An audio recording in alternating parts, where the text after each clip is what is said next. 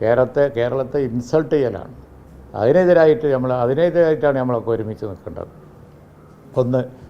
രണ്ടാമത്, പ്രധാനമന്ത്രി അവിടെ ചർച്ച നടത്തിക്കൊണ്ടിരിക്കുമ്പോൾ ആളുകളെ കയ്യും കാലും കെട്ടിയിട്ട് അവിടെ നിന്ന് ഇങ്ങോട്ട് പാർസൽ ചെയ്യുക, തടവുപുള്ളികളെ പോലെ.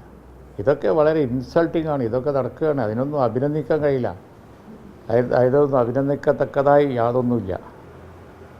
മൻമോഹൻ സിംഗിൻ്റെ കാലത്താണെങ്കിൽ മാന്യമായിട്ടാണ്. അനധികൃത കുടിയേറ്റോ അല്ലെങ്കിൽ വിസ ഇല്ലാത്തോലോ ആണെന്നുണ്ടെങ്കിൽ നമുക്ക് അയക്കാലോ, ഫ്ലൈറ്റ് അയക്കാലോ. എന്തുകൊണ്ട് നമുക്കൊരു ഫ്ലൈറ്റ് അയക്കാൻ കഴിയാത്ത രാജ്യമൊന്നും അല്ലല്ലോ. എന്തിനിങ്ങനെ മിലിറ്ററി എയർക്രാഫ്റ്റിൽ ഈ രീതിയിൽ നാട് കടത്തണം? അതൊക്കെ ഇൻസൾട്ടിങ് ആണ്. അത് കേരളത്തിന്, ഇന്ത്യക്ക് ഒട്ടും ഒരു വലിയ അപമാനകരമായ സംഗതിയാണ്. ഇതിലൊന്നും അഭിനന്ദിക്കത്തക്കതായി ഒന്നുമില്ല.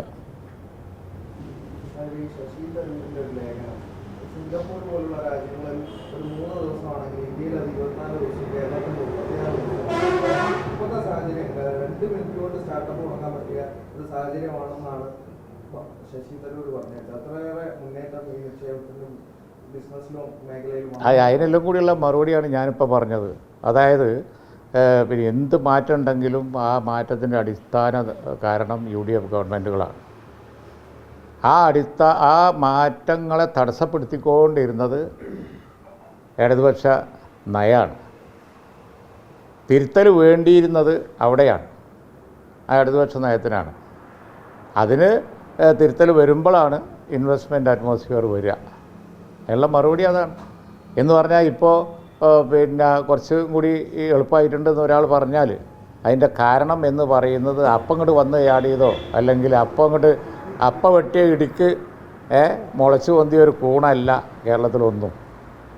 കോൺസിക്യൂട്ടീവായിട്ടുള്ള വളരെ, ഞാൻ നേരത്തെ പറഞ്ഞതുപോലെ UDF ഗവൺമെൻറ്റുകളുടെ ശ്രമഫലമായിട്ട് വന്നതാണ്.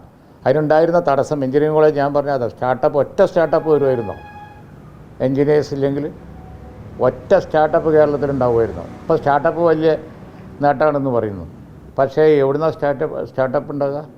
എൻജിനീയേഴ്സും ഇല്ല, ടെക്നോളജി വിദ്യാഭ്യാസം തന്നെ ഇല്ലെങ്കിൽ ഇവിടെ വല്ലതും ഉണ്ടാവുമോ? അത് തുറന്നു കൊടുത്തത് ആരാ? ഞങ്ങളാണ്. ആകെ 1-2 എഞ്ചിനീയറിംഗ് കോളേജും 1-2 മെഡിക്കൽ കോളേജും വെച്ച് കളിക്കുകയായിരുന്നു കേരളത്തിൽ. അതിനുവേണ്ടിയായിരുന്നു വമ്പിച്ച രക്തരൂക്ഷിതമായ സമരങ്ങളൊക്കെ. ഇതിനൊക്കെ അടിത്തറവാക്കിയത് UDF സർക്കാരാണ് എന്നുള്ളത് UDF നേതാക്കളെ പോലും ബോധ്യപ്പെടുത്താൻ കഴിഞ്ഞിട്ടില്ല. അതോ ഇപ്പോഴത്തെ PR വർക്കിൽ ദോഷം ചെയ്യുന്നതാണ് യഥാർത്ഥ വികസനം അല്ലെങ്കിൽ സ്റ്റാർട്ടപ്പ് സംരംഭങ്ങൾ എന്ന് പറയുന്നതാണ്. ശശി തരൂരിനെ പോലെ ഒരാൾ ഇതിനൊക്കെ അടിത്തറവാക്കിയത് UDF ആണ് എന്ന് പറഞ്ഞിട്ടായിരുന്നു തുടങ്ങേണ്ടിയില്ല. അതിനുശേഷം ഫേസ്ബുക്കിൽ ഉമ്മൻചാണ്ടി സർക്കാരിന്റെ കാലത്തും കുഞ്ഞാലിക്കുട്ടി വ്യവസായം ഇന്ന് അദ്ദേഹം പറഞ്ഞു. അല്ല, ഇപ്പോൾ പറഞ്ഞിട്ടുണ്ടല്ലോ. അത് ഇപ്പം പറഞ്ഞിട്ടുണ്ട്. അത് വേണ്ട കാര്യങ്ങളങ്ങ് പബ്ലിഷ് ചെയ്താൽ മതി, അപ്പം ശരിയാവും. ഇന്നിപ്പോൾ അദ്ദേഹം പറഞ്ഞിട്ടുണ്ട് കേരളത്തിൽ ഗ്ലോബൽ മീറ്റ് നടത്തിയത് ആന്റണി ഗവൺമെൻറ്റിൻ്റെ കാലത്താണ്. അതുപോലെ തന്നെ ഈ മാറ്റങ്ങൾക്ക് പ്രധാനമായി പിന്നെ ചുക്കാൻ പിടിച്ചത് ഉമ്മൻചാണ്ടിയാണ്, കുഞ്ഞാലിക്കുട്ടിയാണെന്നൊക്കെ പറഞ്ഞിട്ടുണ്ട്. നിങ്ങൾ വേണ്ട പ്രാധാന്യം കൊടുക്കും. ഇന്നലത്തെ അതേ പ്രാധാന്യം അതിന് ഇന്ന് കൊടുത്താൽ മതി, അപ്പം ശരിയാവും. ഏതാ? ഇല്ല, ഞങ്ങൾ ബന്ധപ്പെടാനൊന്നും പറയില്ല. ഞങ്ങളത് ബന്ധപ്പെടാൻ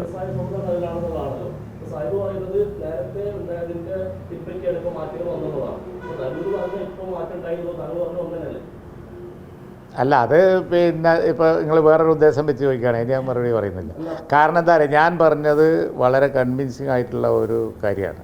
അതായത് പിന്നെ എന്തെങ്കിലും നേട്ടം ഇന്ന് കേരളത്തിലുണ്ടായിട്ടുണ്ട് എങ്കിൽ കഴിഞ്ഞ കാലങ്ങളിൽ UDF ഗവൺമെൻറ്റിൻ്റെ അശ്രാന്ത പരിശ്രമം അതിൻ്റെ പിറകിലുണ്ട്. നിക്ഷേപ അന്തരീക്ഷം അതാത് കാലത്ത് ഇല്ലാതാക്കാൻ വേണ്ടി വളരെ നെഗറ്റീവ് സ്റ്റാൻഡ് എടുത്തത് ആ കാലത്തൊക്കെ ഉള്ള ഇടതുപക്ഷ നയം അതെല്ലാവർക്കും അറിയാവുന്നതാണ്.